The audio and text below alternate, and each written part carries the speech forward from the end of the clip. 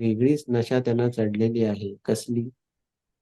आम्ही पैशाच्या जोरावर काही करू शकतो, पण आज तो पैसाही त्यांना उपयोगाला येत नाहीये. असो, हे विषयांतर झालं. पण म्हणूनच माझं म्हणणं असं आहे, की जेव्हा आपण एखाद्या संत पुरुषाला, अवतारी पुरुषाला नावं ठेवतो, त्याला लांछनास्पद काही बोलतो, त्यांना त्यांच्या चारित्र्यावर शिंतोडे उडवतो किंवा म्हणजे त्यांचं हसू उडवतो आपण त्यांना, तर हे करू नये कधी. तुम्हाला नाही ना पटत आहे काही, गप्प बसा. पण माणूस गप्प बसेल तर तो माणूस कुठला? त्याला काही ना काहीतरी प्रतिक्रिया द्यायची असते. पण आपण कोणाबद्दल काय बोलतो, ह्याचं भान नसतं म्हणून हे सगळं पदरी येतं. अर्थात काही जण असंही म्हणतील, की तुम्ही ही जी गोष्ट सांगितली ती कावळा बसायला फांदी मोडायला असू शकतं. तुमचं काही तुमचे समज काही तुमच्यापाशी. पण मला जे आध्यात्मिक त्याचा जो रेशो दिसतो त्याच्यामध्ये, तर त्या पॉइंटवरनं त्याला जे गडगडवलंय त्याने, तो आध्यात्मिक व्यक्ती नव्हता, नाही पण आहे. पण असं करू नये. त्यामुळे काय होतं, तुमच्या कर्मभोगामध्ये आता नाही, पुढच्या जन्मात ते कर्म कधीतरी उभं राहील. त्याचं याच जन्मात उभं राहिलंय. पण आता नाही, पुढच्या जन्मात ते कर्म उभं राहणार आणि तुम्हाला त्याची शिक्षा मिळणार. हा इथे रोकडा न्याय आहे. 100% पेपर पास झालाय, तुम्ही 100 मार्क मिळालेत, पण तरी सुद्धा त्या ह्याच्यावरती लालशाहीची फुली घालण्याचं काम महाराज करतात. अवतारी पुरुष करतात. अवतारी पुरुषांच्याकडे ती क्षमता असते. याचं कारणच असं आहे, ते जगताला घालून दिलेला धडा असतो, की तुम्ही कोणालाही काही बोलू नका. व्यवहारामध्ये माणसं माणसांना जे काही बोलतात, ते सुद्धा कधीही हार्श बोलू नये. याचं कारणच असं आहे, कि ऊपर वाले की लाठी बहुत ही जबरदस्त होती है. तुमच्या हातात ती लाठी नाहीये. ती अदृश्य लाठी आहे, ती केव्हा पडेल? म्हणूनच अखंड सदा सावधान असावे. हे जेव्हा समर्थ रामदास स्वामी सांगतात त्याचा अर्थ हाच आहे. प्रत्येक डायमेन्शन मध्ये आपण सावधान असावं. बाटली तुम्हीही पिता, पण महाराजांकडे बोट दाखवता, हे बरोबर नाही. व्यसनं तुम्ही करायची आणि महाराज पण करतात, हे बरोबर नाही बोलणं. कारण महाराज वेगळे आहेत, तर तुम्ही महाराज होऊ शकत नाही हो. या कलियुगाच्या अंतापर्यंत कोणीही महाराज होऊ शकत नाही. महाराज एकमेव. मग आता त्यांचा पुढचा सवाल आहे, ठीक आहे, दारूचं रूपक समजलं. का हो महाराज तंबाखूचं पान का खात होते? मग त्यांना ती किक कशाला पाहिजे? तंबाखूच्या पानामध्ये काय असतं? साधं सर्वसामान्य ज्ञान आहे. काय आहे? विड्याचं पान आहे, कात, चुना, सुपारी, हा, लवंग, वेलदोडे आणि काय असेल तंबाखू, हा सगळ्यात मोठा. हे 6 जर घटक एकत्र केले तर तंबाखूचं पान तयार होतं. आता तंबाखूचं पान हे जर 6 ह्या घटकांनी बनत असेल, तर ते 6 घटकांचा मेळ कशाशी साधला जातो? तो षड्रिपूंशी. आता तुम्ही म्हणाल तंबाखूचं पान आणि षड्रिपू याचा काय संबंध आहे? महाराजांनी ते फार सुंदर रूपक दाखवलंय, की तंबाखूचं पान कोणी गिळत नाही. ते गिळलं तर त्याला काहीतरी उचकी येते किंवा काही वेगळा प्रकार होतो. म्हणजे पूर्ण निकोटीन कोणी गिळत नाही. ते चघळून-चघळून थुंकणं, थुंक संप्रदायातली ती गोष्ट आहे. बरोबर आहे. तर ते थुंकलं जातं. तर महाराजांनी काय सांगितलंय, की ह्या सगळ्या 6 ज्या गोष्टी आहेत त्याच्यामधला जो राजा आहे तंबाखू. तंबाखू म्हणजे पूर्णतः निगेटिव्हिटी. तर निगेटिव्हिटी ही जेव्हा आपण चघळत असतो, तेव्हा ती गिळू नये, ती थुंकून टाकावी. म्हणजे थोडक्यात षड्रिपू तुमच्या अंगामध्ये ज्या पद्धतीने भिनतात, त्या पद्धतीने जे निकोटीन भिनलेलं असतं तुमच्या शरीरामध्ये, ते षड्रिपू स्वरूपी निकोटीन तुम्ही गिळून टाकू नका, तुम्ही ते थुंकून टाका. म्हणजेच षड्रिपूंपासून लांब जा. तंबाखूचं पान खाणं हेही रूपक समजलं तर ते षड्रिपूंचा एक, आपण म्हणू त्याला षड्रिपूंचं रूपक आहे किंवा षड्रिपूंचा तो अर्थ आहे, की षड्रिपूंना आपण किती स्वतःमध्ये भिनवायचं, ती निकोटीनची नशा स्वतःमध्ये किती भिनवायची, हे ज्याचं त्याने ठरवायचं असतं. मग तंबाखू जसा तुम्ही गिळत नाही, जसा तो थुंकून टाकता, तसे षड्विकार किंवा षड्रिपू तुम्हाला थुंकता आलेच पाहिजे. ते थुंकले नाहीत, तर तुमच्या आतमध्ये ते भिनलेले असणारच आणि ते भिनलेले असलेले षड्रिपू ज्या पद्धतीने फणा काढून सगळीकडे नंगा नाच करणार आहेत दुसऱ्यासाठी, त्याचा आविष्कार दुसऱ्याला किती तापदायक असतो. ते रिपूच आहेत. मग रिपूंचं दमन कोणी करायचं? तर रिपूंचं दमन करायला फक्त प्रत्येक वेळेला श्रीकृष्ण यायला पाहिजे असं नाहीये. आपणच आपल्या रिपूंचं दमन करता आलं पाहिजे आपल्याला, तरच ते साध्य होईल. मग आपणच आपली श्रीकृष्ण बनायला हवं की नको? पण लक्षात कोण घेतो अशी आज अवस्था आहे. त्रयोदश गुणी विडा आणि तंबाखूचं पान याच्यामधला जर फरक आपण लक्षात घेतला, तर त्रयोदश गुणी विड्यामध्ये ज्या 13 वस्तू असतात, 12 वस्तू विड्याच्या पानात गुंडाळलेल्या, त्यांचा संबंध कसा असतो? ते सात्विक गोष्टी असतात त्या सगळ्या. त्या सात्विक राजस असं आपण म्हणू त्याला, तर तमस काही नसतं त्याच्यामध्ये. मग त्याचा संबंध पचन संस्थेशी आहे. मग सांगतात ना, की त्रयोदश गुणी विडा खा. भोजनोत्तर वेळा खावा. का खावा? तर हे सगळं जे आध्यात्मिक ज्ञान आपण संपादन करत असते साधकावस्थेमध्ये, ते चघळतच त्याचा मुखरस जो त्याच्यातनं निर्माण होतो, तो आतमध्ये भिनवायचा असतो. पचनसंस्था म्हणजेच अध्यात्म ही पचवण्याची गोष्ट आहे, असते. शरीरामध्ये मुरवण्याची गोष्ट आहे, रुजवण्याची गोष्ट आहे. साधायची गोष्ट आहे ती. मग ती पचवायला, ते अध्यात्म पचवायला तुम्हाला आस्ते त्या ज्ञानाचा रस जो आहे, तो नजाकतीने घोळवत तो विडा तुम्हाला रंगवत त्याचा रस जेव्हा अंतरात्म्यात उतरतो, अंतरंगात उतरतो, तेव्हा ज्ञानाचे थोडेफार काहीतरी कण हाती लागतात. पूर्ण ज्ञानी होणं ही फार वरची पायरी आहे, ती सगळ्यांना साध्य होत नाही. एक प्रधानांसारखे महाराजांचे शिष्य होते. त्यांनी महाराजांना फक्त मागितलं, की "महाराज बघा मला तुम्ही एक गोष्ट द्या. नाही म्हणू नका." तर महाराज म्हणाले, "माग तुला काय मागशील ते देतो." तेव्हा प्रधान म्हणाले, "महाराज मला ज्ञान द्या." ह्याला म्हणतात अत्युच्च प्रज्ञेचा आविष्कार, ज्ञान मागणं. प्रधानांनी दुसरं काही मागितलं नाही. तेव्हा महाराज म्हणाले, "अरे तू तर माझ्या लंगोटीला हात घातलास." मग हे जेव्हा घडतं की नाही, तर तेव्हा ते ज्ञान मागणं म्हणजे काय? तर तो त्रयोदश गुणी वेळा महाराज जेव्हा तोंडात घालतात तुमच्या तो ज्ञानाचा, तो एका एका चघळण्यामध्ये पचवण्याची ताकद तुमच्याकडे नसते. तो घोळवून खावा लागतो. किती जन्म घोळवणार? त्याला जन्मांचं बंधन नाहीये. कारण जेव्हा ज्ञानाचा त्रयोदश गुणी विडा महाराज तुमच्या मुखामध्ये सारतात ना, तीच अवस्था, तोच क्षण हा तुमच्या मुक्तीचा क्षण असतो. भले तुमच्या शरीराचा मृत्यू कधीही होईल, पण आत्मा त्या क्षणी मुक्त झालेला असतो. कारण स्पर्श कोणाचा आहे? विडा कुठला घातलेला आहे? त्याच्यामध्ये त्रयोदश गुणी काय गोष्टी बांधलेल्या आहेत महाराजांनी? याचा जेव्हा विचार केला, तर तुम्हाला हे लक्षात येईल, की ते रसग्रहण आहे, ते ज्ञानग्रहण आहे. ते तुमच्या भल्यासाठी असून ते तुमच्या कैवल्य, मोक्ष, निर्वाण ह्या ज्या काही अवस्था आहेत, त्या अवस्थेसाठी केलेली ती पूर्वतयारी. मग तिथेच ती जीवाशिवाची भेट घडते. मग काय महाराज, मग काय तुम्ही माझ्या विळा टाकलाय तोंडात, काय मस्त लागतंय वगैरे महाराजांशी गप्पा नाही मारताय. हां, मग आम्ही तिकडे पुण्यात राहत होतो काही वर्षापूर्वी, आता मुंबईत आले. असल्या शिळप्याच्या गप्पा नसतात तिथे महाराजांच्या इथे. आणि मुळात आधी ज्ञानाचा विडा ज्याला मिळालाय, तो असल्या गप्पा मारील कशा?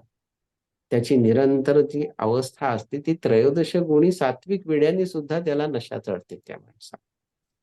मग ती नशा अध्यात्माचीच आपण पहिल्यापासून जे सांगत आलोय, की अध्यात्माचीच ती नशा आहे. मग त्या त्रयोदशी गुणी विड्याची त्याला सतत आस लागते का? नाही लागत. कारण तो ज्ञानाचा विडा आहे, तो एकदाच भरवला जातो. आणि तो एकदाच भरवलेला विडा हा कायमच पुरतो तुमच्यासाठी. त्याचं रसपान, त्या विड्याचं रसपान म्हणजे त्या विड्याचा जो रस आहे, मुखरस आहे, त्याचं पान तुम्हाला जे करतायत, ते अनंत जन्माची पुण्याई असते म्हणून हे सापडतं ना. मग हे जेव्हा रूपक विड्याच्या बाबतीत आहे, त्रयोदशी गुणी वेगळा विडा वेगळा आणि तंबाखूचा विडा वेगळा. महाराज तंबाखूचा विडा खाऊन पिचकाऱ्या का टाकत असत दुसऱ्याच्या अंगावरती? अरे षड्रिपू असे घाणेरडे आहेत, हे महाराज सांगत असत त्याच्यामध्ये. लोकांना किळस वाटत असे, ही माझ्या अंगावर महाराजांनी पिचकारी मारली. असं करून थुंकले अक्षरशः. अरे थुंकणं म्हणजे काय? तुझ्या जन्मावर नाही ते थुंकलेले आहेत. तुझ्या आतमधल्या विकारांवर ते थुंकलेले आहेत आणि ते विकार किती घाणेरडे असतात. ते किती पद्धतीने किळसवाणे असतात हे स्वतः ते थुंकून दाखवत असत दुसऱ्याला. पण हे कळण्याची क्षमता, हे कळण्याची ऐपत, बुद्धीची ऐपत कोणाकडे होती? तर ज्यांच्याकडे होती तेच त्यांना चिकटली. तेच महाराजांना म्हणाले, तुम्ही आमच्या अंगावरती थुकलात काय, ओकलात काय, विष्ठा टाकलीत काय, मूत्र विसर्जन केलं काय, काय वाटेल ते केलं तरी तुमचे पाय सोडणार नाही. का? तर इथे जे आहे ते पृथ्वी तलावर तर नाहीच नाही, अखंड ब्रह्मांडामध्ये कुठेही नाही, हे ज्यांना कळून चुकलं होतं असे प्रज्ञावान शिष्य त्यावेळेला महाराजांना लाभले. महाराजांनी कधीही त्यांना शिष्य म्हटलं नाही, पण शिष्यानी मात्र त्यांना गुरु म्हटलेलं आहे. आणि गुरु आमचे गुरु म्हणून शिष्यानी कधी डंका पिटलेला नाही. कारण त्या नशेमध्ये, गुरुतत्वाच्या नशेमध्ये इतके काही ते भिनले होते की मी आणि गुरु हे म्हणजे एक समा झाल्या कारणाने मीच माझं काय सांगायचं, मीच माझं काय सांगायचं, मी स्वतः सद्गुरु रूपी झालेलो आहे म्हटल्यावरती. पण असं कोणी केलं नाही की मी शंकर महाराज, आमचे शंकर महाराज आहेत पण मीच शंकर महाराज. असला आचरटपणा कोणीही केला नाही, महाराजांच्या शिष्यामध्ये आजही केलेला नाही. पण आज ज्यांच्या अंगात शंकर महाराज येतात त्यांनी या गोष्टीचा खरोखर सखोल त्यांनी विचार करावा की महाराज तत्व इतकं सोपं आहे का हो? तुमच्यामध्ये कुठलीही नशा नसताना महाराजांचं रूपी नशा तुमच्यामध्ये कशी काय भिनू शकते? हा फार मोठा प्रश्न आहे, जो ज्याचा त्यांनी सोडवावा. हा जाहीर व्यासपीठावरती उभं राहून बोलण्याचा विषय नाहीये. कारण तिथे काही बोलता येईल. तिथे कसलीही प्रमाण देता येतील. तिथे कसलेही हे दावे करता येतील. त्याला काही अर्थ नसतो. कारण जिथे हे जाहीर आहे, तिथे ते खोटेपणा आहे. जाहिरातबाजी नसते अध्यात्माला. 65वी कला जाहिरात आहे 64 कलांमध्ये. पण अध्यात्माला ती 65वी कला मंजूर नाही, याचं कारणच असं आहे की गवगवा अध्यात्माला मान्य नसतो. चमक-धमकवाला अध्यात्माला मान्य नसतं. जाहिरातबाजीनी कुंडलिनी जागृती अध्यात्माला मान्य नसते. जाहिरातबाजीनी गुरुपौर्णिमेचा उत्सव अध्यात्माला मान्य नसतो. खऱ्या अध्यात्म आणि आजकाल काय आहे, खऱ्या अध्यात्माची कोणाला गरजच नाहीये. सगळ्यांना वरवरचं हवं आहे. म्हणजे थोडक्यात असं आहे, की गच्च भरलेलं स्टेडियम आहे. वर्ल्ड कपच्या मॅचेस चालू आहेत. पण एखाद्या बॅट्समनला आपण म्हटलं, की "बाबा तुला क्रीजवर जाऊन खेळायचंय." आता हे बॅट्समनला सांगणं म्हणजे मूर्खपण, पण त्याला माहिती आहे आपल्याला क्रीजवर जाऊन खेळायचंय. पण तो म्हणला, "नाही बाबा, मी क्रीजवर जाणार नाही. मी बाउंडरी लाईनलाच फिरत बसीन." तर चालेल का? मग अध्यात्म हा वेड्या-वीरांचाच सामना आहे, ज्याला क्रीजवर उतरून खेळावं लागतं. ज्याला बाउंडरी लाईनला फिरून चालत नाही. पण आजकालचं अध्यात्म तुम्हाला सारखं सांगतो, तुम्ही बाउंडरी लाईनलाच फिरा. मध्ये जाऊ नका. कारण मध्ये काही त्यांना दाखवताच येत नाही, की मध्ये क्रीज कुठे आहे? माहितीच नाही. तत्वच जर जाणलेलं नाही, तर क्रीज कसं कळेल? आणि क्रीज कसं लक्षात येईल? हा ज्याचा त्यांनी विचार करा. आणि की अरे पान असो, दारू असो, तंबाखू असो, सिगारेट असो, काय वाटेल तसं, ह्याच्या पलीकडे जाऊन तुला मी सांगतो, की स्वतःला साधक साधक म्हणतोस. मग साधकावस्थेत किंवा अध्यात्माच्या नशेमध्ये साधा भात सुद्धा तुला शिजवता येत नसेल, साधा वरण भात तुझ्या पुरता तुला करता येत नसेल, तर तू अध्यात्मात काय दिवे लावणार? किंवा साधी डाळ तांदूळाची खिचडी तुझ्यापुरती तुला करून खाता येत नसेल, तर तरी सुद्धा तू अध्यात्मात काय दिवे लावणार? म्हणजेच स्वयंपाक याचा अर्थ स्वतःसाठी, स्वयं आहे ना तो. मग स्वयंपुरता जो काही स्वयंपाक तुम्हाला करता येणं शक्य आहे, तो करा, खा आणि महाराजांना त्याचा नैवेद्य दाखवा. त्या स्वयंपाकाची सुद्धा नशा काही और असते. हे आमचं काम नाही, हे पुरुषांचं काम नाही, हे बायकांनीच करायचं काम आहे. असली थेरं इथं चालत नाहीत. अध्यात्मामध्ये बाई आणि पुरुष हा भेद नसतो. महाराजांकडे हां. नाहीतर उद्या तुम्ही म्हणाल आम्ही 4 बायका घेऊन अध्यात्म करतो, हे असले पानचटपणा इथे चालत नाही. अध्यात्मामध्ये स्त्री-पुरुष म्हणजे लिंगभेद नसतो. याचं कारणच असं आहे, महाराजांसाठी सगळी लेकरं आहेत. मग तुम्ही कोणीही असा, त्यांच्याकडे तो भेद नाहीये. मग म्हणजेच हे काम स्त्रीचं आणि हे पुरुषाचं असा वर्गीकरण पण त्यांच्याकडे नाहीये, असा वर्णभेद पण त्यांच्याकडे नाहीये. महाराजांचा रोकडा सवाल आहे, की "तू व्यसनं कर, सगळं कर अध्यात्माची, सगळं कर, पण पोटाच्या कावळ्यांना 2 घास तुला खायला घालावेच लागतात दुपारचे 12 वाजले की." वायुभक्षण करून राहण्याइतकी तुझी अवस्था नाहीये अजूनपर्यंत आलेली. वायूची नशा तुला अजून चढलेली नाही. किंवा ज्या वनामध्ये ज्या औषधी अशा अनेक औषधी वनस्पती आहेत, ज्याचा एवढासा तुकडा खाल्ला की तुला 8-8 दिवस भूक लागत नाही. पण प्रत्येक गोष्ट प्रत्येकासाठी नसते, हेही महाराजांनी सांगून ठेवलेलं आहे. त्या वनस्पतींचा उपयोग तुझ्या पिंडासाठी नसेल, तर तुला 12 वाजता त्या पोटातल्या कावळ्यांना तो पिंड घालावाच लागतो शिजवून. स्वयंपाक तो सुद्धा नीटनेटका करता आला पाहिजे. कारण पहिला नैवेद्य महाराजांना दाखवायचा आहे. अहो कसा तरी भात कच्चा झालाय हो, फडफडीत झालाय, भातात एवढं पाणी राहिलंय. आता खा कसा तरी मला येत नाही करता. हे इथं चालत नाही. तुला साधा भात शिजवता येत नाही, तू कपाळ दिवे लावणार अध्यात्मामध्ये? अरे साधनेमध्ये सगळं खर्ची घालावं लागतं. सगळ्या विद्या, सगळ्या कला तुमच्यातल्या खर्ची घालाव्या लागतात. सगळी कौशल्य खर्ची घालावी लागतात. तेव्हा कुठेतरी काहीतरी 2 बिंदू हातामध्ये येतात. त्याचंही महत्त्व केवढं असतं ते हातात बिंदू आल्यानंतर कळतं. मग हे जर सत्य असेल, तर तुम्ही कुठल्या अँगलनी, कुठल्या तऱ्हेने महाराजांना काय पद्धतीची नावं ठेवायची ह्याचा जरा विचार करावा माणसाने. माझं तर असं स्पष्ट म्हणणं आहे, की महाराजांना दारुडं म्हणताना जो माणूस ही नावं ठेवतो, तो स्वतःच मुळी इतका भयानक विकारांच्या मध्ये झिंगलेला आहे, की त्याला कळतच नाही, तारतम्यच उरलेलं नाही, की मी काय बोलतोय आणि कोणाला बोलतोय. गजानन महाराजांना फुक्या म्हणणाऱ्याचं उदाहरण माझ्या डोळ्यासमोर आजही आहे.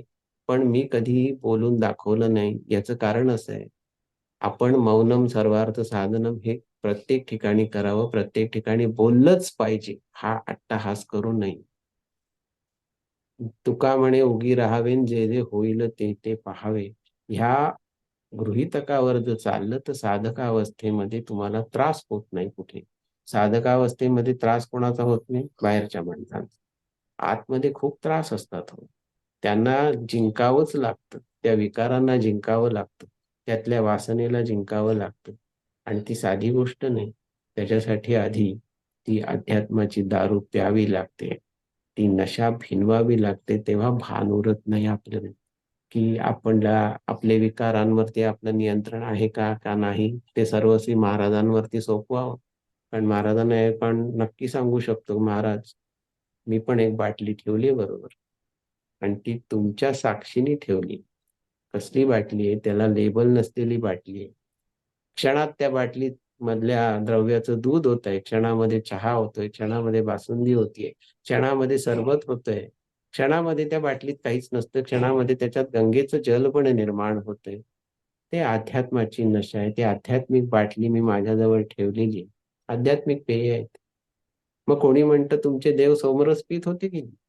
अरे देव सोमरस पीत होते. काहींनी आणखीन जावई शोध लावले. सोमरस म्हणजे वाईन आजकालची. सोमरस म्हणजे द्राक्षासव. सोमरस म्हणजे कफ सिरप. अरे काय मॅडनेस आहे हा सगळा. अरे सोमरस म्हणजे सोम नावाच्या वनस्पतीपासून काढलेला अर्क आणि त्याच्यामध्ये अनेक द्रव्य घालून तयार केलेलं जे पेय होतं, ते पेय अतिशय शक्तिवर्धक, बलवर्धक, बुद्धिवर्धक, आरोग्यवर्धक, हितवर्धक, धातुवर्धक अशा अनेक तऱ्हेने ते बलयुक्त असल्या कारणाने शरीरांतर्गत ओज, तेज आणि बल निर्माण करण्यासाठी जो रस प्यायला जायचा अनेक द्रव्यांचं मिश्रण करून तो सोमरस होता. देवांना ते शक्य आहे, तुम्हाला ते शक्य नाही कारण सोमरस पचवायची तुमच्या शरीराची ताकद कुठे आहे? कारण मुळातच तुम्ही या सगळ्या गोष्टींचा ऱ्हास करताय. ओजाचा, तेजाचा, वीर्याचा सगळ्याचाच ऱ्हास होतोय ना तुमचा. मग सोमरस देव पीत होते म्हणून आम्ही दारू पितो. हे असले चाळे करू नका. हे असलं काही बडबडू पण नका. तुमची लायकी नाही हो हे काही बडबडायची. तुमची म्हणजे हे जे बडबडतात त्यांची म्हणतो. सरधोपट प्रत्येकाला मी सांगत नाही. जे हे बरळतात, त्या बरळणाऱ्या व्यक्तींसाठी हे विधान आहे. असो, तर महाराजांना तुम्ही काय म्हणावं, हा तुमचा जरी प्रश्न असला, तरी बुद्धीचं वरदान प्रत्येकाला दिलेलं असल्यामुळे तारतम्य बाळगावं आणि तारतम्याने बोलावं, नाही तर बोलू नये. एवढं तरी तुम्ही करू शकता. तर विचार करा, आपण बोलताना 100 वेळेला किती वेळा विचार करायला पाहिजे एक शब्द बोलताना सुद्धा, आणि विशेषतः तो महाराजांबद्दल बोलताना काय विचार करायला पाहिजे आणि बोलायलाच पाहिजे का? हाही विचार करा. मग सगळं साधेल. कदाचित खुश होऊन महाराज तुम्हाला आध्यात्मिक दारूची बाटली सुद्धा देतील. तुमच्या लकमध्ये काय लिहिलेलं आहे तुम्हाला माहिती नाही. लक पाहिजे असेल, ते आध्यात्मिक, ती नशा पाहिजे असेल, त्या पायांपाशी जा. सगळं काही मिळेल. जय शंकर. जय